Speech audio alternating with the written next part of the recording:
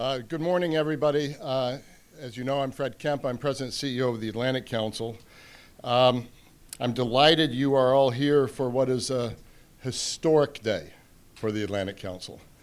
Now, I worked for 25 years at the Wall Street Journal, and the editors would always scratch out the word historic whenever a reporter would write it in. And they would say, nah, you know, it just doesn't happen all that often. Let's take that part out. I'm not taking it out. This is a historic day for the Atlantic Council. Let me also welcome the Atlantic Council's Executive Vice Chair, Adrienne Arsht, Raj Shah, President of the Rockefeller Foundation, Mayor Landrieu. Where are you, Mr. Mayor? Great to have you here, sir. Until recently, the Mayor of New Orleans. And we have a number of board members in the room: Rafik Bisri, Johnny DiGiovanni, Cherry Goodman, Sean Cavalian. Executive Vice President Damon Wilson is here. And if I've left out any of the board members, thank you for being here. We really appreciate it. Today we are making three major announcements.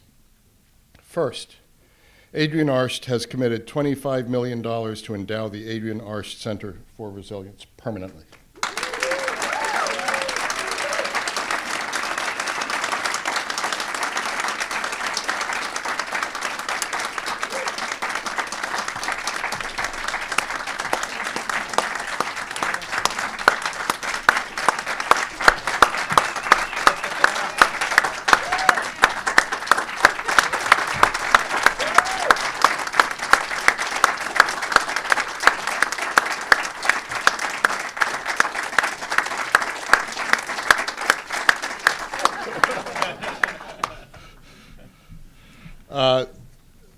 The second announcement, and I think many of you in the audience remember the recent announcement that the Rockefeller Foundation we had received a grant for the Arsht Center for Resilience of $30 million, so the math is now $55 million. And the second announcement is the center will be renamed the Adrienne Arsht Rockefeller Foundation Resilience Center, effective tomorrow.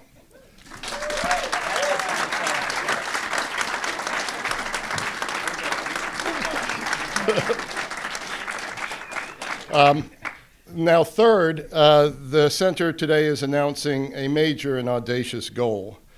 By identifying, implementing, and scaling solutions to the urgent crises of climate change, migrations, and security, we will seek to enhance the resilience of 1 billion people by 2030. So that's a big, audacious goal, and believe it or not, we have the methodology that's sound and convincing to me to go ahead with that goal. Over the course of the next hour, we will provide more details on each of these announcements. First, through a series of statements from the podium, and second, through a panel discussion in which we will go deeper on some of the substance. And there are a lot of experts in the room, I'm sure, will be deeply interested in this. But let me start by just saying a few words about our person of the hour. Day, week, month, year, decade. If you ask me, the visionary who created this center and who is now setting it up to succeed in perpetuity, Adrienne Arsht. It's a cliche to say we wouldn't be here with someone, but we really wouldn't be here without Adrienne. About 3 years ago, Adrienne came to me with the big idea of starting a center that would be focused on resilience. Since then, Adrienne has pushed me and pushed us to think deeply about the resilience of the human spirit, which I think she embodies, and the importance of building resilience into every level of our society and systems amid the many complex and rapidly changing threats we face. Her vision has been bold, audacious, and inspirational. Adrienne's initial vision and gift allowed us to begin our resilience journey. Now she has decided to permanently endow our resilience work, and the recently announced Rockefeller Foundation grant has raised the stakes. We now have the resources, combined with the talent, and I'll get to that in a moment, to build a global center to make 1 billion people more resilient by 2030. So Adrienne, we are so grateful, and I am so grateful for your leadership and for your partnership. We started the Adrienne Arsht Latin America Center it really has become the best in class. It's tripled its size over time simply because it's doing such great work. I think Jason Marsack is here who leads it. And I think in a very, very short period of time, people will see that the Adrienne Arsht Rockefeller Resilience Center, Rockefeller Foundation Resilience Center, will be improving the state of the world in measurable ways. At the Atlantic Council, we do our best to transform ideas into action. We are focused on what we can do in the world. And I think one of the things that attracted the Rockefeller Foundation and Raj was our dozen programs and centers that are cross-functional and also cross-regional, which gives us the ability to take resilience thinking into each one of our programs and centers, and thus also resilience thinking across the globe. I really believe that we have the alignment of vision now, the alignment of vision, leadership, and resources to make a major difference. This is one of the most gratifying moments in the Atlantic Council's nearly 60-year history, and I hope, Adrienne, it is for you as well. So thank you sincerely for all you've done and that you are doing and we're going to do. And you are one of those few people in the world who puts words into action and then turns those actions into lasting contributions that create a better world. So Adrienne, the floor is yours.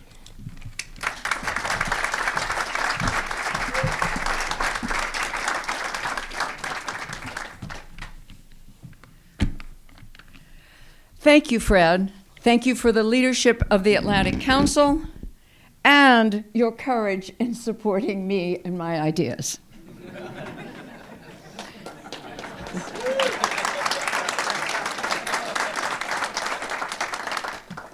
And thank you as well to the Rockefeller Foundation and Raj Shah and your belief in the Atlantic Council and me to carry forward the work on resilience. As Fred said, I have had a lifelong interest in what makes individuals and communities resilient. It's really personal to me. For as long as I can remember, I've been reading and thinking about the subject. My friends say that I've been running a clipping service on resilience matters since the 1990s. To me, resilience is a way of thinking. It's how you behave and how you see the world. In physics, resilience is the ability of an elastic material, like a rubber band, to absorb energy and release that energy as it springs back to its original shape. The recovery that occurs is analogous to a person's ability to bounce back after a jarring incident, a hurricane, an earthquake, and then to adapt to the new normal. Athletes and performers make resilience look easy. Think of Diana Nyad, who finally succeeded in swimming from Cuba to Key West on her third attempt and without a shark cage. Or my friend Alonzo Mourning, who made a miraculous comeback after undergoing a kidney transplant, and he later won the 2006 NBA championship on the Miami Heat. And as you can tell, there's a Florida connection, whether it's Nyad swimming or hurricanes. I've long admired performing artists who live the motto, the show must go on. Think of Mikhail Baryshnikov, who continued to dance after he landed wrong and had a very serious foot injury. He had to keep dancing so as not to drop the ballerina.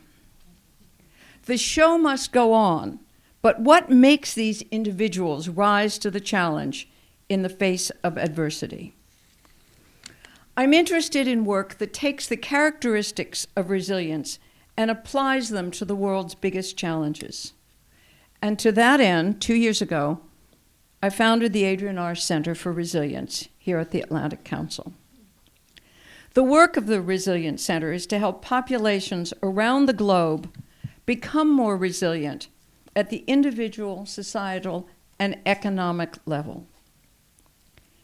I think we all feel the need to be more resilient, but that's not new. Lewis and Clark had to be resilient as they set off on their epic journey, as did Arctic explorers. Think about the people on 9/11, the resilience of the people who took to the water in their own boats to evacuate 500,000 people from the tip of Manhattan after the towers fell. If you don't know the story, I recommend you watch Boat Lift. I confess it is a film that I sponsored with the help of Steve Flynn, and it can be found on YouTube. After today's discussion and panels, I think you'll notice that resilience, the word, appears everywhere. I challenge you to turn on the radio, TV, read a newspaper, a book, search the internet, follow your social media, and you will always find a resilient story. Often, Florida man survives alligator attack. It is gratifying that my notion of resilience as a concept that needs to be studied and applied to some of the world's most intractable problems is gaining such significant support. I am proud to partner with the Rockefeller Foundation, and I look forward to watching the Adrienne Arsht Rockefeller Foundation Resilience Center become a global center for resilient solutions for people, systems, and institutions. Thank you.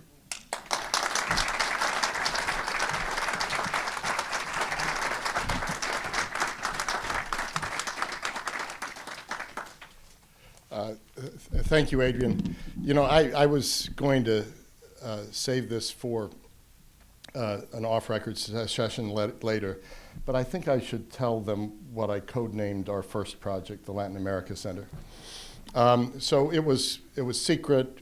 We couldn't tell anything to anyone about this, and I think we've held this relatively close as well. And so I codenamed it the Lindsey Vonn Project after the world champion skier. And Adrienne said, well, why are you codenaming it that? And I said, because I'm not going to get in your way. I'm not going to be in front of you and be run over. I said, but I do want to be in your slipstream.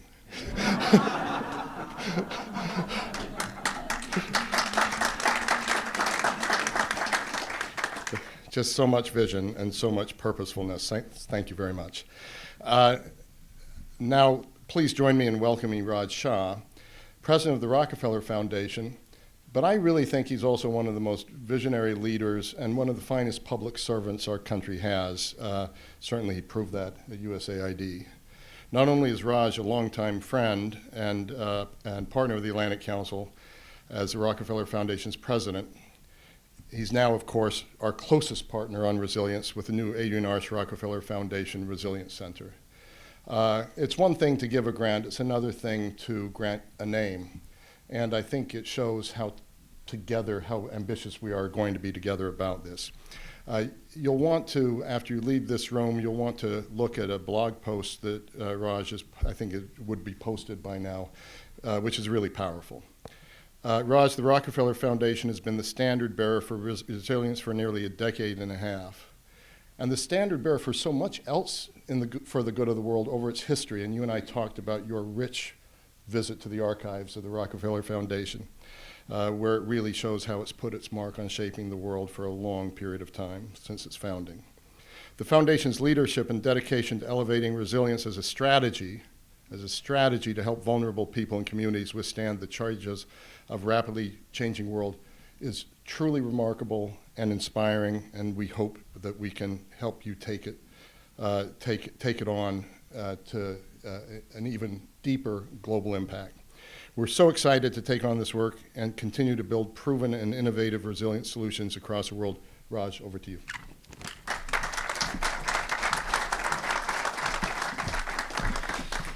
Good morning. I'm so pleased to be here representing the Rockefeller Foundation as we unveil the Adrienne Arsht Rockefeller Foundation Resilience Center here at our very own Atlantic Council.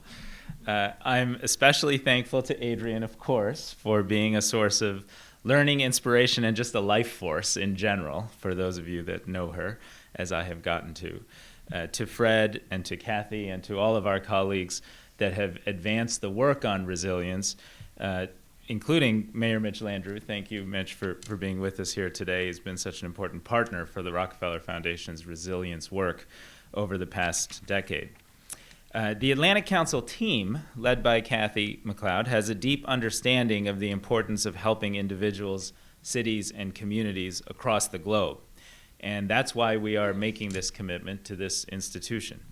They have a strong track record of supporting transcontinental networks and, of course, alliances that tackle the most pressing issues facing our country and our planet. And we look forward to strengthening those partnerships in the years to come.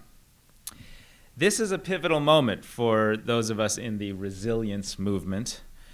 We live in an era where cities, states, and nations are doing some of the boldest work in the world to protect and strengthen communities where more than half of the world's population lives, in cities in particular. And that's why resilience and resilient cities have been a big part of the Rockefeller Foundation's work for the past decade. In fact, since 2005, the Rockefeller Foundation has invested more than $500 million in resilience efforts to help equip the world's cities in particular as they address 21st century challenges like climate change and a rapidly shifting economy, global trends like migration, fragility, and conflict. These investments have touched cities around the world, from post-Katrina New Orleans, which we're going to hear more about today, to post-Sandy New York, which has been a major source of the Foundation's focus, to coastal megacities in Southwest Asia, and landlocked agricultural hubs in sub-Saharan Africa. From Accra and Addis Ababa to Wellington, New Zealand, and right here in Washington, D.C., which just a couple of hours ago released its own resilience strategy this morning in partnership with 100 Resilient Cities. The results of all of this work have been remarkable. So far, 2,600 resilience projects and initiatives have been proposed in cities worldwide, and more than $3 billion have been leveraged in service of that project work. The Adrienne Arsht Rockefeller Foundation Resilience Center marks an important next chapter in our ongoing commitment to the field of resilience. This partnership will create the leading institution working to make communities around the globe more resilient to the urgent crises facing humanity, whether from rapidly accelerating climate change, economic shifts, mass migration flows, or existing and emerging security challenges. Because at the end of the day, it's about equity and ensuring that as many people, and vulnerable people in particular, have a fair shot at a safe, productive life. I'll say on a personal note, my understanding of and commitments to resilience came also from meeting resilient people. Not Alonzo Mourning, but folks who would be very cool to meet Alonzo Mourning. But from folks who, frankly, fought just as hard and achieved just as much. And in particular, I recall visits with some of you in this room to places in rural Ethiopia or Somalia during the 2011 famine, and seeing communities that had benefited from resilience programs that got water into those communities, kept livestock in that area alive, and allowed them to avoid the catastrophe of leaving their homes and migrating into refugee camps because their communities were made resilient because this thinking was put into action. And when Fred and Kathy and the team set a target of 1 billion people reached with resilience concepts, to me that's not just a conceptual comment. It's 1 billion people actually leading better, more meaningful lives, like those mothers and fathers I met in the face of that famine, because of the work that you all are doing here at the Atlantic Council, and because of your ability to connect these ideas to programs, projects, and policies at the city, state, federal level, at home, and all around the world. So our goal is ambitious, our goal is necessary. We at the Rockefeller Foundation do not put our name on many things at all. We do it here because of the partnership with Adrienne, the partnership with the Atlantic Council, and the aspiration to continue this work for a very long time to reach, touch, and improve the lives of as many people as we possibly can. Thank you.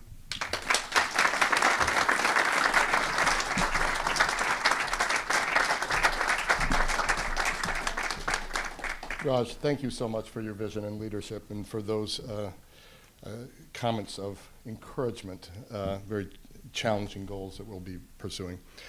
Before I welcome the center and introduce the center's director to say a few words, I want to tip my hat to two people.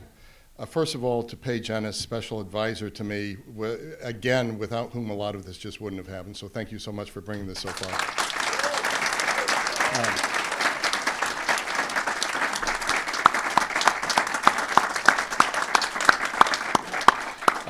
And then, you might not have guessed this, but Francis Bouchard, I'm just so glad he's here. He was a board member of ours for some time from Zurich Insurance. And he's been really helping us a lot with our thinking about resilience and has taught me a lot about resilience. But two things to thank him for today are, first of all, he has just become the first corporate partner of our Adrienne Arsht Rockefeller Foundation Resilience Center. So thank you for Zurich, and thank you to you.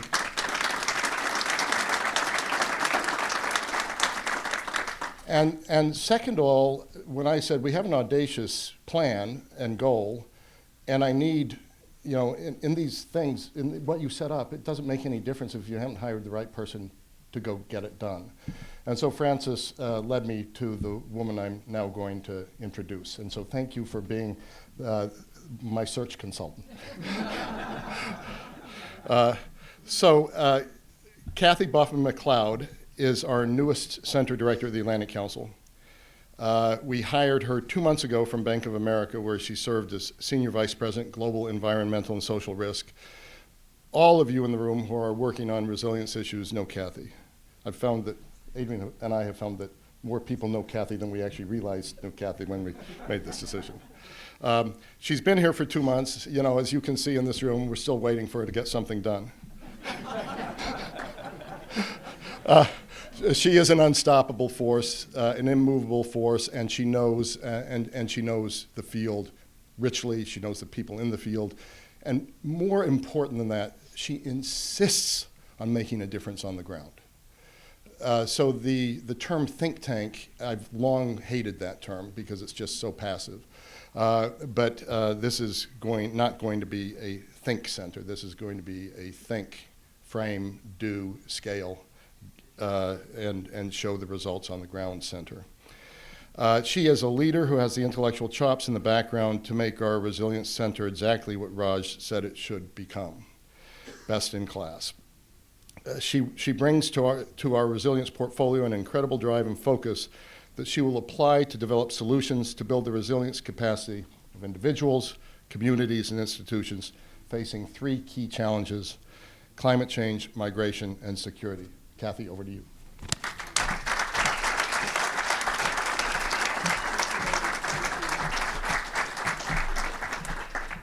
Good morning. It's really nice to see everybody here. First, some sobering numbers, I think, to frame the conversation. Every single day, 45,000 people are forced to flee their homes because of conflict or natural disaster. And climate change has cost the global economy in the last 5 years $925 billion.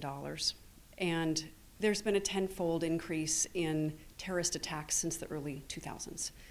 So people are suffering, economies are being set back. We intend to do something about it. It's not an exaggeration to say that these problems, these challenges, are urgent. It's also not an exaggeration to say that we know what to do about it and we can do something about it. Healthy economies are dependent on stability. And the number one MBA lesson is that business craves certainty. And the key to certainty in many industries is the supply chain. And it's just a business word that means people making and doing things that are part of a group project, a group effort of production. Resilient people are resilient supply chains. We will work across the spectrum, nonprofits, for-profits, Zurich Insurance, many others, and it's going to take all of us to do this. The predictions and the science of how we're doing on meeting the Paris Accord in terms of our emissions reductions are not going so great. And that would suggest to us that the trend lines are going to be flat or going in the wrong direction. And those are the things that underpin and exacerbate, fuel those things that are causing these challenges that we're going to undertake. But remember, society has taken on these challenges in the past, these types of challenges, and won. We're at record lows for child mortality, illiteracy, and extreme poverty. The Adrienne Arsht Rockefeller Foundation Center for Resilience will reach 1 billion people with resilient solutions to climate change, migration, and security by 2030. And you might say, how are you going to do that? What is your role? How are you going to do that?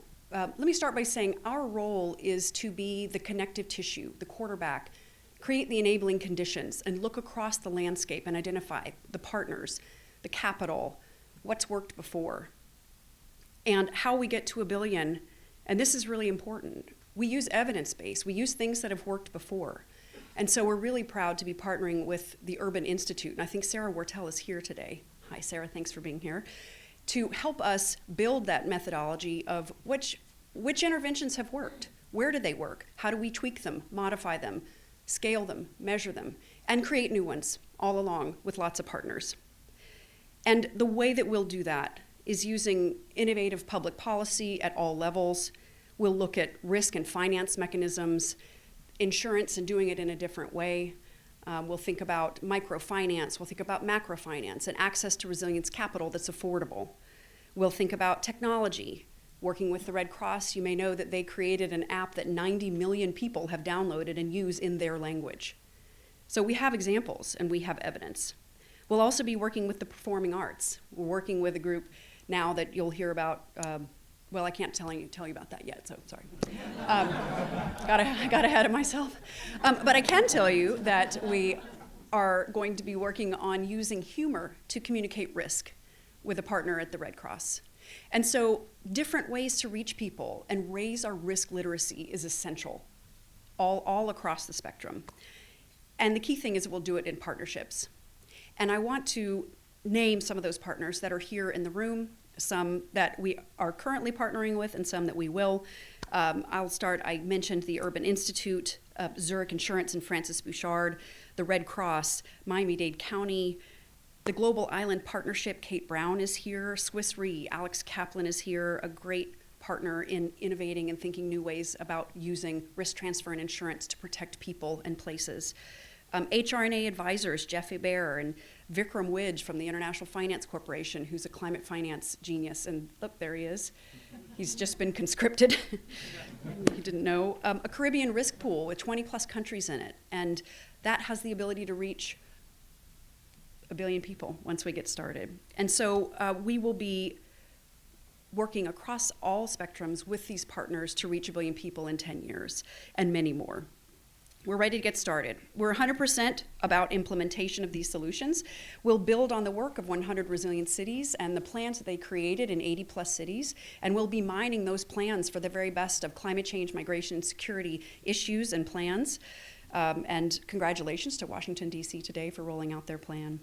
And we have what we need. We have the skills, we have the intellectual capital, we have a proven track record, we have a global reach here in the Atlantic Council and across our groups of partners. The experience, we have the evidence base of what to do, we have the partners, we have the passion, there's no doubt about that. We have the passion, and now we have the money, and that is essential.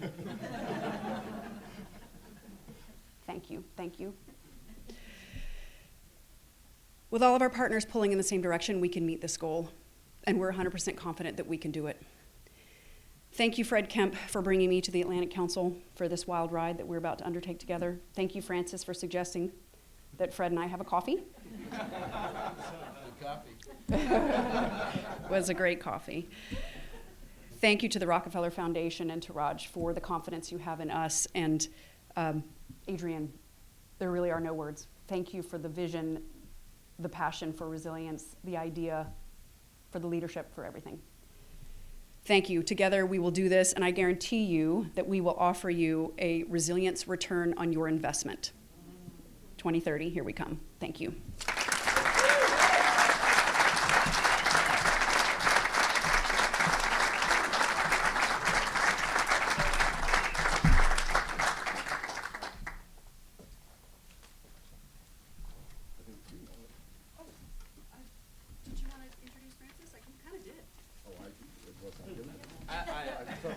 Sit down, Fred. Sit down.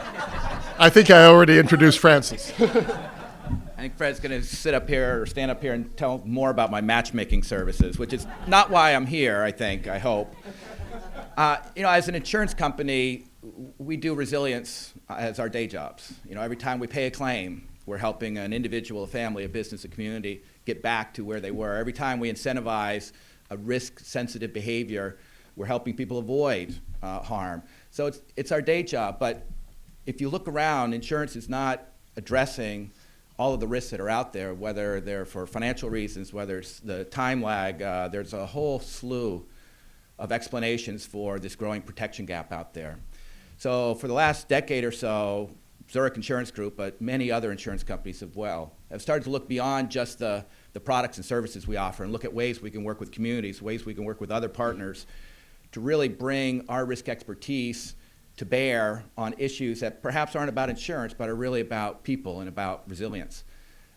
We started a partnership with some people in the room. I see Rebecca. We go back with the Red Cross, with Practical Action, with Mercy Corps, with some academic institutions like Wharton, ISET, IASA, LSE, to really distill what community-based resilience is about. And as we kind of learn more ourselves and help spread that knowledge, it really came down to a few core truths. One is that gray infrastructure alone just doesn't do it anymore. There needs to be a lot of diversity about how communities address the physical natures of the risk. I got to know Kathy over some of the infrastructure and financial transactions that she really spearheaded and led, so the expertise there is critical. Financial incentives need to be better aligned. There's a lot of actually mixed messaging that we're sending people who are in the face of risk, and there's a lot of innovation and a lot of new tools that I think can be brought to bear, again, by the center and others. And the last bit is that we found in our work that it's really the most vulnerable parts of society that are probably most exposed.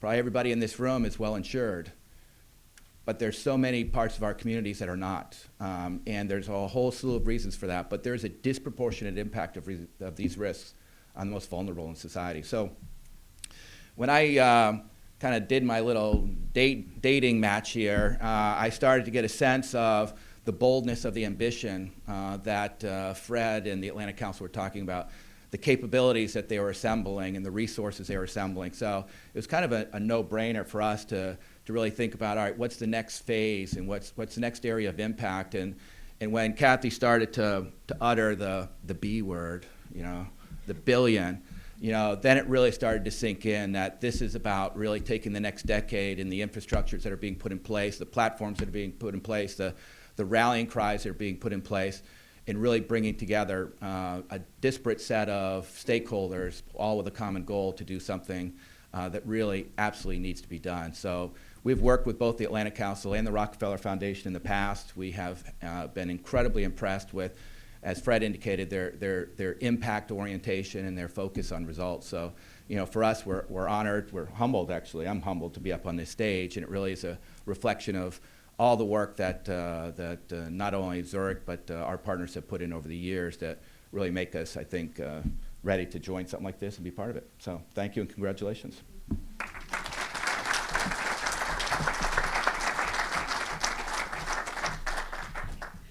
So I'm thrilled to introduce our final speaker this morning, Mr. Jim Murley. And Jim and I have been acquainted and working together and friends for, I'll age myself when I tell you, but for 22 years. And so he has been working with 100 Resilient Cities and the Rockefeller Foundation for the past 4 or 5 years in concert with Miami Beach and the city of Miami as a resilient city in South Florida. And as they've been described so many times as ground zero for resilience and ground zero for the things we see being the impacts of climate change and beyond. And some of the things that he tells you will spin your head, how many languages they speak in the public schools, and the way he moves his money around to deal with the crises of the day in Miami-Dade County is stunning and impressive. And his public service, there are almost no words to describe his public service, not just as the Chief Resilience Officer, but as a public servant across, as an advocate for conservation, as the head of the South Florida Regional Planning Council. He's been serving the public and doing good things for a very long time. We're thrilled to have him. We're thrilled also to announce they are our first resilience community that the Adrienne Arsht Rockefeller Foundation Resilience Center will be working with. And let me stop talking and turn it over to Jim Murley.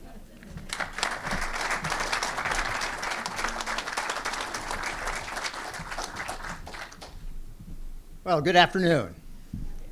I'm not sure what more to say. I thought maybe I'd introduce myself as Florida man and let you fantasize about, what might be happening. I really want to thank all of the presenters here on this panel for the opportunity for not just Greater Miami-Dade Beaches, but for cities, institutions, organizations all around the world who are going to be able to share in this ambitious, audacious goal. Let me first start by thanking President Shah for all the work the Rockefeller Foundation has done to bring Miami-Dade to this point. It has really been most instructive, and the assistance you have provided through the foundation has been, we wouldn't have been able to do anything without it. Madam Vice President, as she would say, all things are connected to Miami. Mrs. Arsht is an icon in Greater Miami. Every day I drive by the Adrienne Arsht Performing Arts Center that provides culture to everyone in our community. She was there just a few weeks ago raising money to be sure children in our less deprived or less capable neighborhoods are able to come. That's what she does all the time in Miami, and we're so thrilled that we'll be a community partner as we move forward. Mrs. Arsht, it's our honor to work with you. Let me say that books have been written about Miami and climate change. We understand vulnerability. We understand also that people and institutions, public, private, and civic, are not without intentions and ability to intervene in some of these trend lines. And that's what being resilient is all about to local government. We say that everything we do in local government has to be resilient. The Miami-Dade County budget of about $8.9 billion is organized around the guiding principles of resilience issued by the Rockefeller Foundation. My mayor says that resilience is in our DNA. So it is really important to see the movement reinforced with this effort. We see security and immigration as key to our experience. Miami-Dade County grows because of foreign immigration. We expect climate immigrants from the islands in the Caribbean. So we are a city that understands that responsibility. We understand security. These are really going to be important issues for us to explore. So on behalf of all the people in Southeast Florida, I think it's only 2.8 million of the billion. But we have millions that come through our airport, and we have millions that come through our cruise port, and we are going to put up all the information we can about resilience and indoctrinate them all. Thank you very much.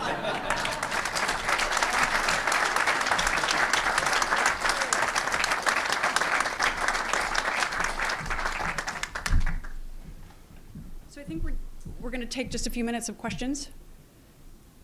Any questions? Hey, Brad. So as I understand, this new program kind of follows the 100 or so specialties that the Rockefeller.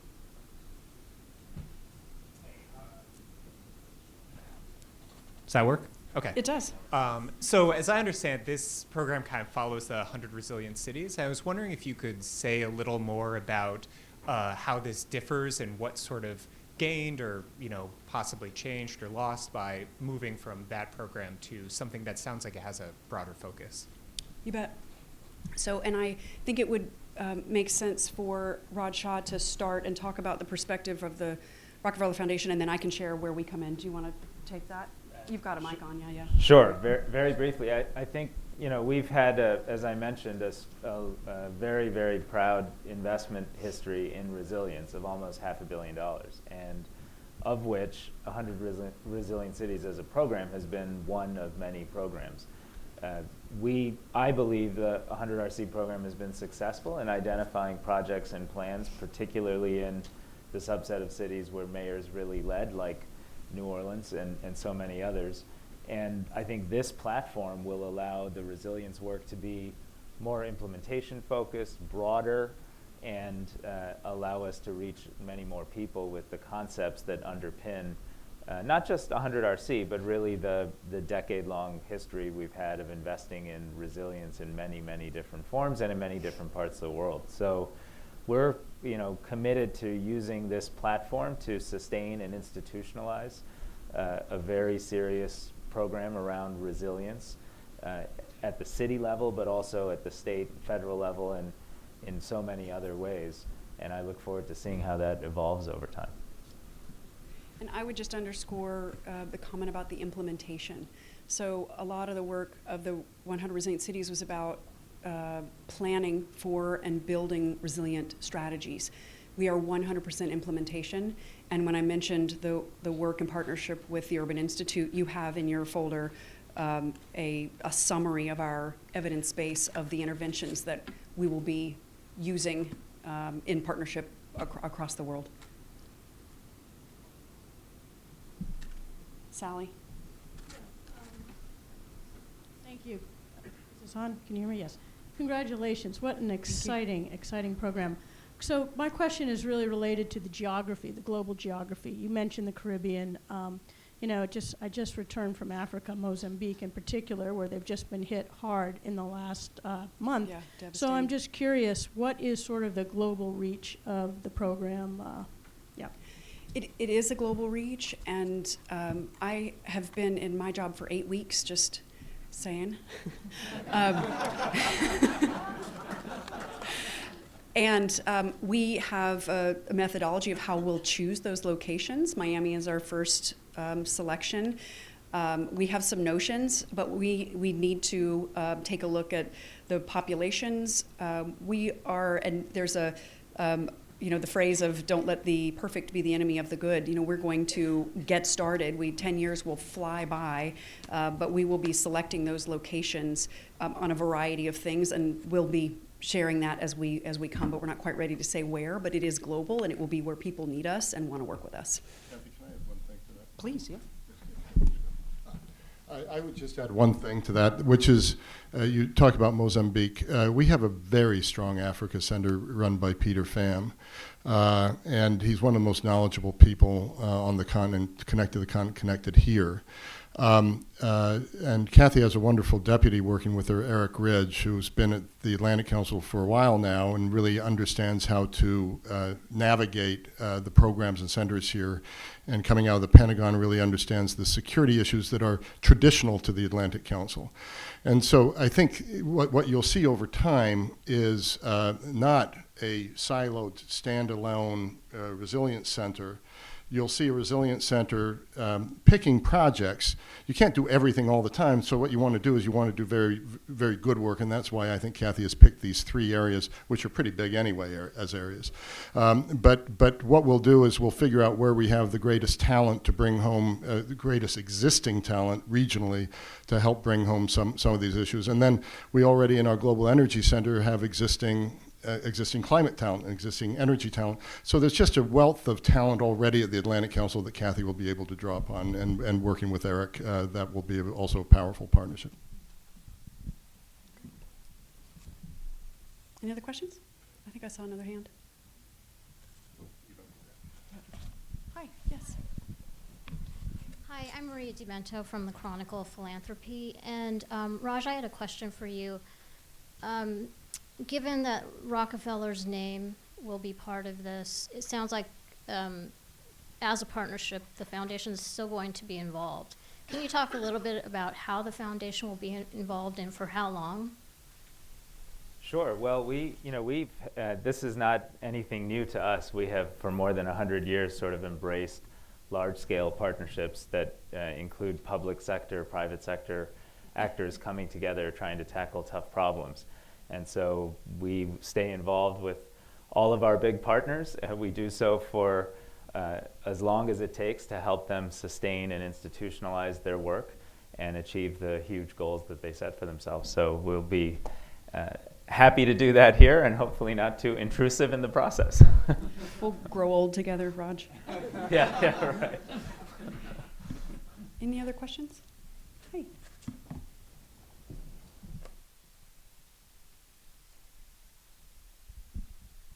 Amy Christensen, Sun Valley Institute. I wouldn't be doing my job if I didn't ask about the rural areas in this country that are going through this radical energy transition, and of course having job loss. I know you're trying to get to that billion number, and so understand the focus on cities, but have you thought about the rural areas, and can we talk you into coming into those a little bit more? Thank you, from rural Idaho. Thanks. Amy, let's have a sidebar. Yes, we have the focus on cities, but we also have to test and prove some things. And so a lot of the reason why the cities are so bulging is because of what's happening in the rural areas. And so there's a relationship between the two. We'll be exploring that so that we cover both. So let's talk more about that. Thank you for bringing that up. Any other questions? No? Well, we thank you very much for being here today. Thank you very much to our panel, and we will take a 60-second break, and we're going to move into a conversation to explore these issues more deeply. And again, thank you, Adrienne. Thank you, and to Raj. This is very exciting, and onward. Thank you, everybody.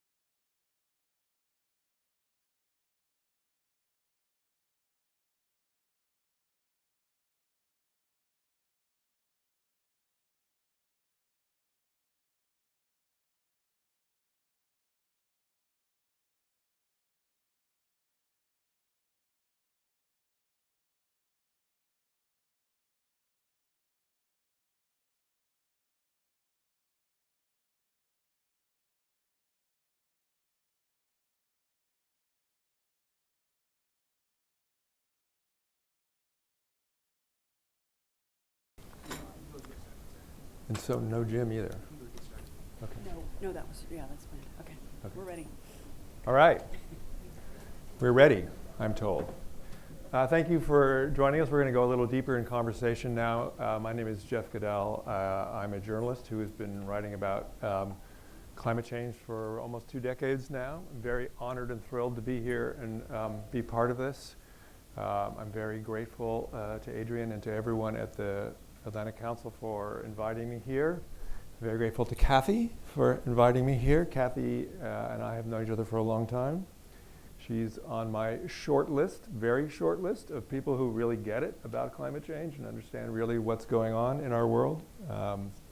So I'm very thrilled to be here. I've been tasked with running a very brief and quick conversation here, so I'm going to be very ruthless in my interruptions of everyone, just warning you now. And I just want to take 1 second to say something to kind of set up this conversation.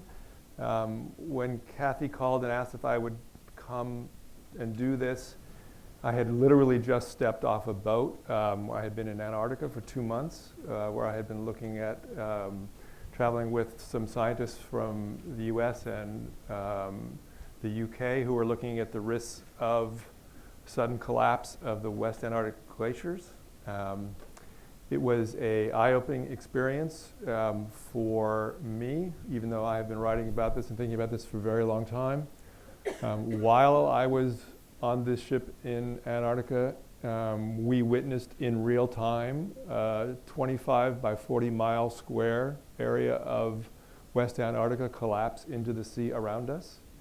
A very dramatic event, even for someone like myself who's witnessed very many dramatic events.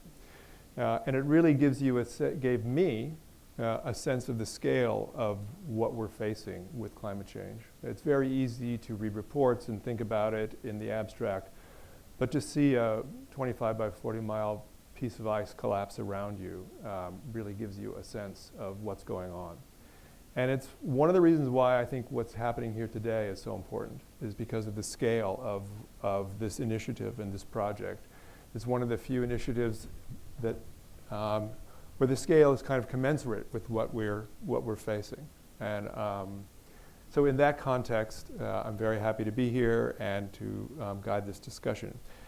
We've heard some from Kathy and Francis a little bit. I'd like to just invite Mayor Landrieu to introduce himself and to talk, just give us a few minutes, a brief statement about. You said a brief statement in a couple of minutes. Which would you prefer? Anyway, thank you for having me. Adrienne, thank you so much. Very generous. On a purse, it has the words badass on it, and I agree with that. She said, you can show everybody. Unbelievable. And Raj and Rockefeller, you know, to me, it's, coming here today is like so many different pieces of the city of New Orleans' life converging. Zurich was one of the first people after Katrina that said we want to stay and help. I went over to meet Mr. Skiro early on, and Zurich said, we're going to stay. Rockefeller showed up the next day, and from that moment through today, well, I'm not sure who was there first. It was wet. And when you saw that glacier fold, it was kind of like watching your city being under 17 feet of water. 1,800 people die, 500,000 homes hurt. If people didn't get it by then, you knew that you were going to have a very difficult time. As we started working with Rockefeller very, very early about not only getting back to where we were and building it better than it ever has been, we had to think about how we were going to build the city back. And of course, we were aware of the vulnerability of Miami. We were aware of the vulnerability of New York. Sandy then came along and reminded everybody that it wasn't just New Orleans, and because we stayed up late drinking at night that we got hit by that storm, which is what people want to try to remind us. And we had to build the city back, and so we really started thinking about the notion of resilience along with Rockefeller. And when the 100 Resilient Cities Initiative came along, we began to really think about it in a really significant way.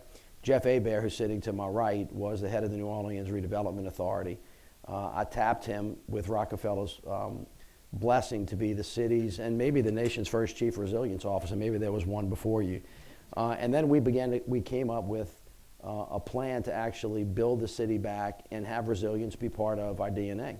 And so my instruction to Jeff, one that he followed out with precision, was don't bring me a budget. don't bring me an idea that resilience is not part of. As a matter of fact, you have to measure it according to resilience. And of course, what we found, as what everybody has now found today, is it's not just about building back physically, it's about building back personally as well.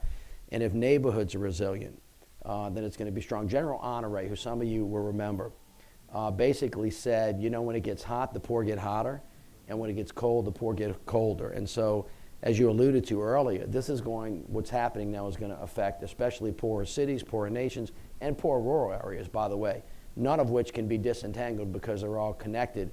And we're going to have to work through not just the idea, but the implementation of some of the things that we learned in New Orleans and Miami so that we can scale and create partnerships and actually get people's brains into the notion that you actually have to build strong, stay strong, and then bounce back no matter what it is that's coming your way.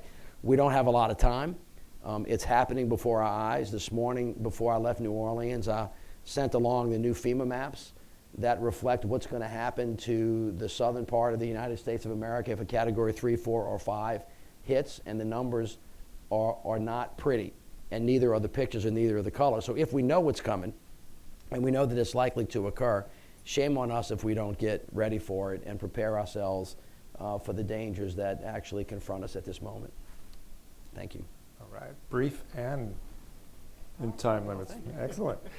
Jeff, how about give us a little setup? I'll pick up on what Mayor Landrieu said. I think through the years of investment in resilience from the Rockefeller Foundation, particularly with work in Asia and other places, and building off of that work, one of the things that we found that was very helpful to us, and he didn't say it, so I'll say it for him because it's been drilled into my head for the rest of my life, is a motto that Mayor Landrieu uses, which is facilitate, leak, and leverage. And so that was sort of the guiding mission of our work.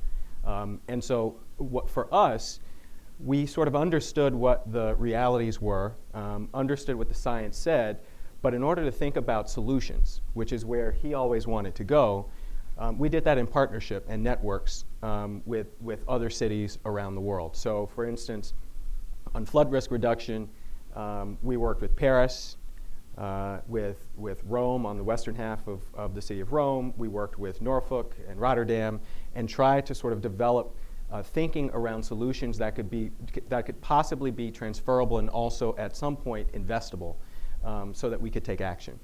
So I think the network piece was very important for us, and as we look across the world to try to understand how we get to $1 billion, I think it's very important to look at the solutions that sort of rise up from the many cities and regions around the world. Hurricane, sea level rise in Miami and the beaches, and other issues like heat and drought, as Raj mentioned, affecting places like in Africa, but also will have a profound impact on the United States as we look at food production. And exactly, I mean, Kathy and I were in Phoenix 3 weeks ago and looking at extraordinary growth in Phoenix, but there's a limit to that growth. There's a lack of water. And then in the same hand, I was in Houston yesterday. They're finishing up their resilience strategy and looking at the limits of growth as it deals with an inundation of water. So you cannot continue to develop the entire floodplain of a region and not expect there to be huge impacts on the ability for a place like Houston to continue to grow. That being said, we've for 10, 15 years really been thinking through how to work in partnership to develop strategies. I think now is the time to act and move forward on investing in solutions, which I think in my conversations with Kathy and with the Rockefeller team is what I think is going to move us forward, is really getting to action and financing solutions that are evidence-based and we can scale. Great. So, Kathy, I want to ask you something that's kind of emerging out of the conversation we've been hearing already, which is, this is obviously a hugely ambitious project, a hugely ambitious debt timeline, and the world is a very big place. And there's, climate change is not just about sea level rise or drought or food production. It's about a lot of things. And when we had a question about Idaho, we've had questions about, and you talked about implementation and the tools that you will use to think about that, but how do you actually think about priorities? How do you begin to say we start here and then we go there? Just can you give us a little thinking about that? Yeah, I will go back to the notion of not letting the perfect be the enemy of the good, that we have enough information, we have the technological tools that we need, there's capital out there, we have the passion. So those ingredients exist, but it's easy to say we'll go to these places and touch 1 billion people, but if for anybody that's worked in places, in country, in communities, it's not as simple as saying we'll just go there and do this, that you have to go to a place that wants to work together. You have to go to a place where you understand the culture and the context in which you're working. And so one of the biggest criteria will be, can we be successful in that place?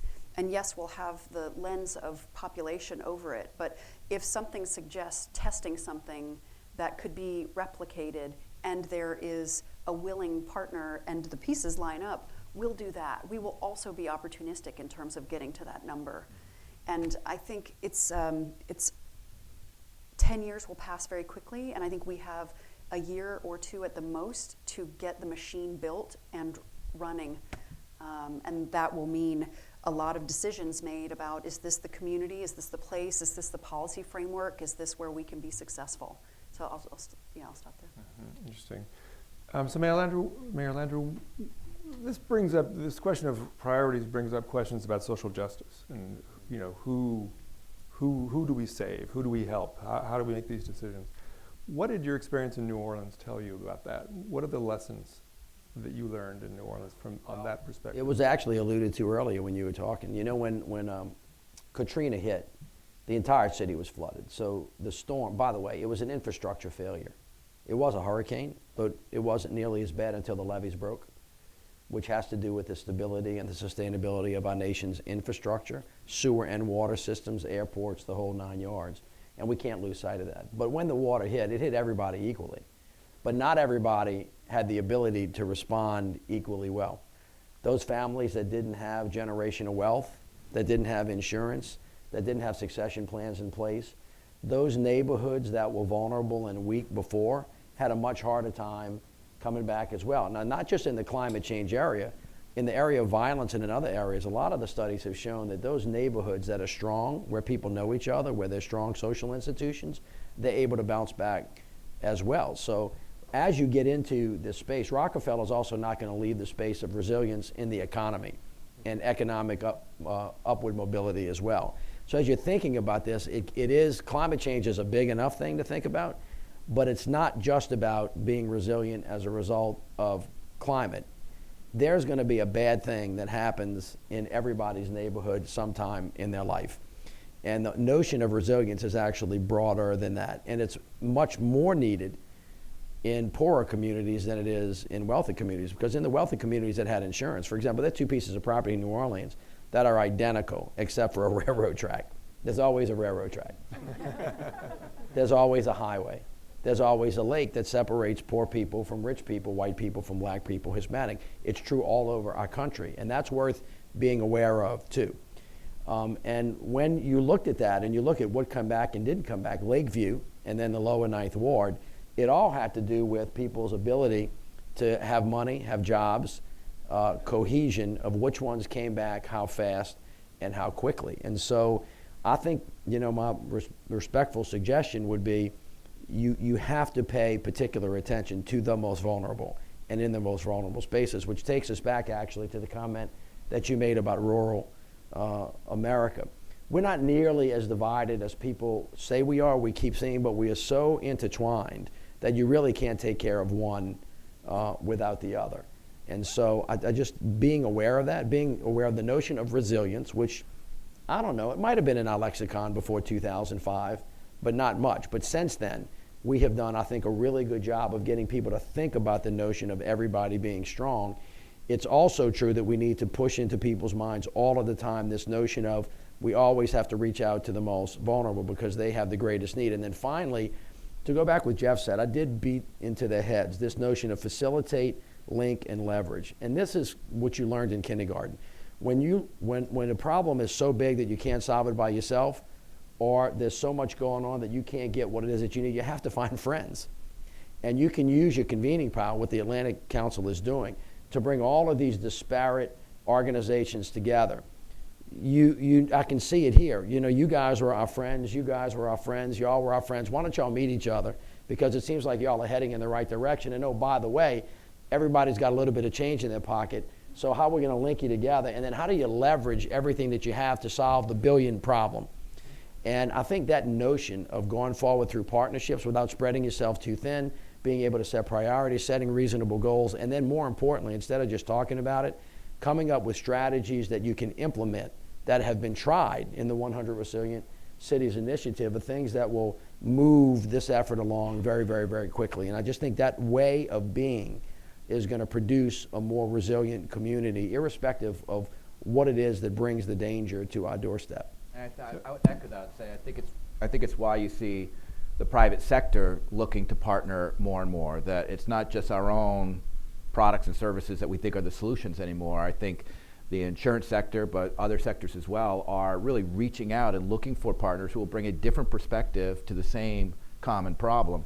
So our experience has been in a lot of rural communities around the world is bringing in a partner who understands the culture, understands the reality of the lives of the people in those communities, really complements the technical capabilities perhaps that the private sector, certainly the insurance industry brings. So I would echo that it's a team sport, and I think the bigger the teams get, the more we're going to be able to achieve. A lot more money on the front end than you do on the back end. Yeah. So Francis, I wanted to ask you about this. You know, we think about resiliency, we talk about resiliency in the context of human beings, we're talking about a billion people. But there's another big part of that, which is companies and corporations. And Kathy mentioned supply chains and, you know, vulnerabilities and things like that. And one of the big things that's happening literally right now with the new BlackRock report that just came out, there's a big increase in awareness of financial risk, of economic risk, disclosure. Right. I wondered how, from your perspective, that's shifting the landscape, and how's that changing the dynamic? It's certainly spurring a better informed discussion. And I do think with the TCFD and other disclosure regimes coming into place, there'll be much more risk awareness. Insurance is viewed oftentimes as kind of this magic solution, right, where we can get the price signals perfect, but there's so much noise in the system, and we sell insurance in 12-month increments. Some of the risks we're talking about here are not going to manifest themselves in 12 months. So we cannot accurately price. So insurance is limited to some degree to provide solutions for some of the issues we've been talking about here. Disclosure is the first step in that, because a recognition and acknowledgement that, wait a second, something is changing in our exposure base, whether it's physical risk or transition risk, and starting a dialogue around that will allow us and other economic actors and other third-party players to start to come up with creative ways to take a better informed dialogue around risk and actually bring what we can bring to bear to develop solutions. So again, it's a common thematic here where it's got to be a team ball here, right? A team approach. But risk awareness is really the first step. It's really what we've been focused on over the last 8 or 9 years when we've been working with predominantly rural communities and developing world about at least trying to move past just thinking this is fate, right? There's actually, if you understand the exposure you face, then you have decisions. The choices may be limited based on your economic resources or your legal environment or your policy framework or physical geography, but at least you're making conscious choices about risk. And I think we'll see a lot more conscious awareness of what physical exposures are changing, maybe well beyond the 12-month time frame that the insurance industry typically brings. We'll see, decade type of recognition of physical exposure and transition exposure. And I think that's when that awareness is there, is when the solutions will start to become a bit more obvious. Right. One of the interesting things that I felt when I was in Antarctica on this trip was about risk. I was with the best ice scientists in the world, literally the best ice scientists in the world, and the range of ambiguity about how quickly this West Antarctic ice sheet could collapse, which is 10 feet of sea level rise in there, are all over the map. Some of the best ice scientists think it could happen in 30 or 40 years. Some think it's a decade long. But I mean, the range of risk is so huge, even among the best, smartest people. So how you factor that and how all that gets worked into all this is, to me, one of the most interesting questions in all of this, in thinking about it. And it's not, of course, just with glaciers and sea level rise, it's with many things. But Jeff, I wanted to ask you about, one of the things that's happened in the last few years is, Kathy mentioned this a little bit, that, the Paris climate goals, we're kind of not going to hit them. We kind of know that. And we're going to blow past that, and we're moving in rapidly into this world of adaptation, where the idea that we're going to fix, everyone's going to buy a Tesla and we'll be fine is kind of over. We know that that's not the way it's going to work. And so adaptation has changed. So yeah. So the whole idea has become much more urgent, right? So you've worked with a lot of cities. Tell us about sort of winners and losers, and what you've seen that works and what doesn't. I'm interested in your comparison, and give us as much gossip and detail as you can. I would say that the point that you made about the ice scientists is very important, because as you know, and Mitch sent a text this morning with the new maps. Those maps change all the time due to what we think is the best available science at that moment. So what I think a lot of us have learned, and Jim, I know, appreciates this as well, is thinking about how do we adapt to what the condition is, and then how do we forecast with best available science of what we think it is today, but understand that, at year 5, at year 10, or even in the immediate near term, you may need to pivot a different direction depending on what the science and what the data is telling you at that point. So I think we're very much in a data-driven situation now. And I would say I used to complain a lot, frankly, that there was so much focus, and I think rightfully so, on mitigation, and less focus on adaptation. Coming from a city planning background, I already saw where some of the actions were going, and they weren't going to solve the problem immediately. And so understanding how we needed to adapt to what was already happening, and aligning resources to adaptation, particularly in a place like Miami or in New Orleans, where we already saw it, was, in my opinion, a big vacuum. And we needed to focus a great deal more attention on adaptation. I think places you see cities around in this country and around the world focusing on adaptation strategies because of that.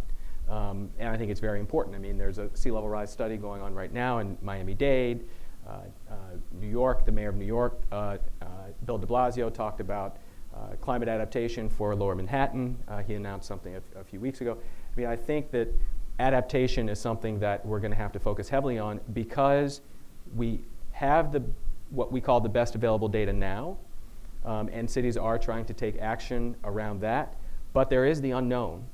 And so I think the special sauce is about how do you create a system that is adaptive, and I think there's a lot to learn from adaptive management strategies and science around how we prepare for environments that change over time. I will say the coastal condition, I've done a little bit of thinking and research on the coastal condition. Coasts have always changed. They always evolve. They have never, what we see today is not what it was 500 years ago or 1,000 years ago, and it will not be what it is tomorrow. And so this whole idea of adapting, particularly in coastal condition, adapting to an ever-changing coastal condition is going to be the way we have to think about the places where we live in the future. So I want to open up for questions in just one. No. Yeah, sure. Of course.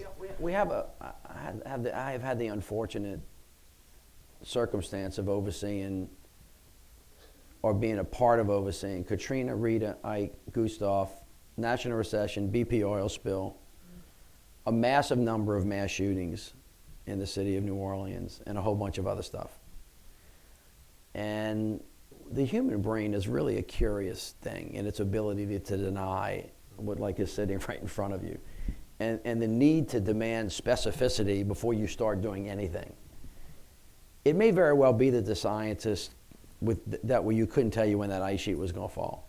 But I'll bet you they could tell you it was definitely going to fall. And it might be sooner, it might be later, but it's coming down. Does anybody in this room have any doubt that we lack resilience in our cybersecurity capability in the United States of America? Does anybody here doubt that we lack resilience with our energy grid? Does anybody here have any doubt that infrastructure in the country is crumbling and is going to fall at some point in time? The answer is no, because I can't tell you exactly when it's going to happen. I know this, that as we prepared for hurricanes that came in, what happens to a mayor is somebody comes in and says, Mayor, there's a hurricane in the Gulf. Now, if they do this in Miami, you go, oh, hell. And everybody, you bring the whole team of everybody in the world in, and you hope to try to see what's coming your way. So the National Hurricane Center is your best friend, and the head of the Hurricane Center is on, and there's this person out in the Gulf called Maria or Katrina or somebody that you know is going to hurt you. And you have to tell your residents to stay or to go. And we start planning this thing 170 hours out, then 150, then 120, and everybody's moving on an hour, and the zero number is you don't want to be there if the thing's coming your way. And there's this thing I call the cone of discomfort. You see it, it's a cone, and if you're at the point of it, you're in the cone of discomfort, and you got to be ready to move. And every mayor in America and every governor is sitting there saying, when do I pull the trigger to evacuate or not evacuate? And you never know whether you're going to be in it or be out of it, but you know that you're near it. The one thing that you may not know is whether you're going to stay in it, but you know that you have to be ready for it in the event that you're ever in the cone of discomfort. And I just think, as a matter of course, the country's got to get ready and adapt, not mitigate and then try to recover, but know what it is that's coming our way. I don't think there's any doubt that Miami has that they're going to get hit by another hurricane sometime in the future, right? You don't want to make a bet that you're never going to get hit by a hurricane. Yeah, once every 7 years. And if you add up the numbers that come, and so I would just say to the country, and this is why what we're doing here is so important, just get ready. And whatever it is that you got ready for, by the way, you might have been ready for something bad to come around the corner, and every time you were ready for something bigger and badder came. And what you had to be ready for is whatever came around the corner. That's what you have to adapt to and to get ready for. So the city of New Orleans has to rethink its whole structure, is living against the water. We're building levees, we're building walls. Walls don't work. They don't keep water out or any other thing. And so you have to learn how to live with the water. And we're actually changing our physical structure because we're now humble enough to understand that nature's always going to win. You can adapt and you can get ready, you can be stronger to help you be stronger, stay steady, and then bounce back. And that's the big notion. And not waiting until you have precise information to start getting ready for what you know is coming your way. That big idea will move us faster, further, and with more intensity, and we'll be able to protect more people if that's the ethos that drives the decisions that we make in this joint effort together. So can I open this up for questions? I'm sure there's a lot of questions here to our panel. Yes.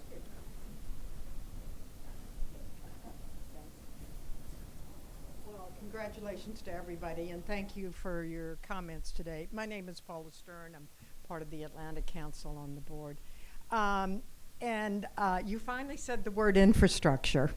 So now I can just follow up because I did want to get that into the conversation and wanted to ask, perhaps maybe this goes to the bigger group, Raj and Adrienne and Fred and Kathy, of course, how much the Atlantic Council is going to delve into that matter.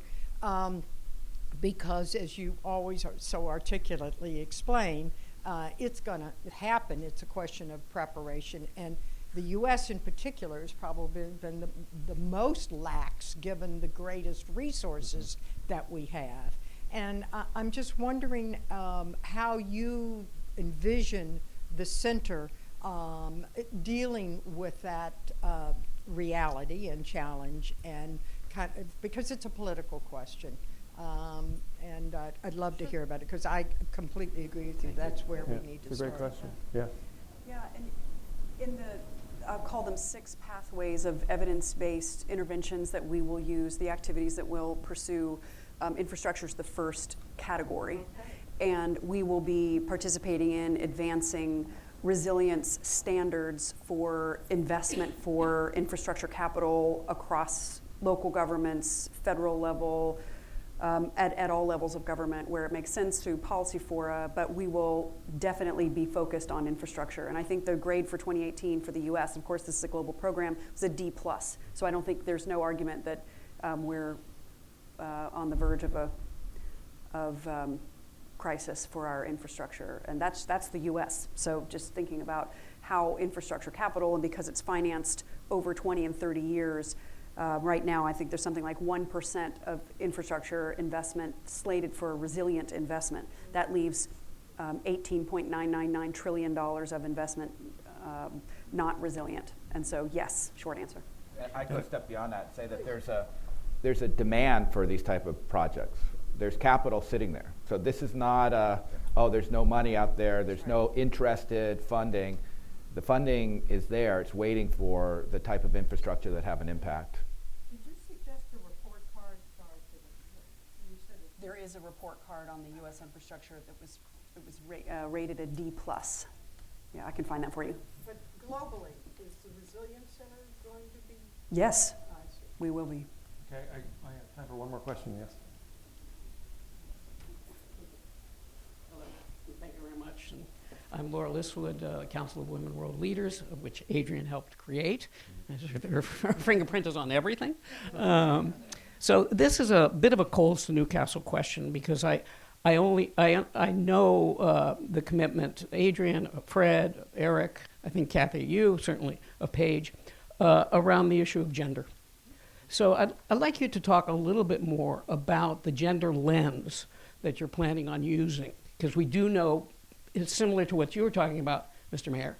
Poor, rich, we also know male, female, and lots of research showing about the disparate impacts of disasters, et cetera. So if you could talk a little bit more about that, I'd appreciate it. Thank you. We will be viewing our work through a gender lens, and the evidence base that we have put together shows us that not only is there disparate impact, there's also disparate and more better bang for your buck. When you invest in women, you get more resilience and you get more advancement. And we will put that lens over everything that we do. And so that is a core element of our work.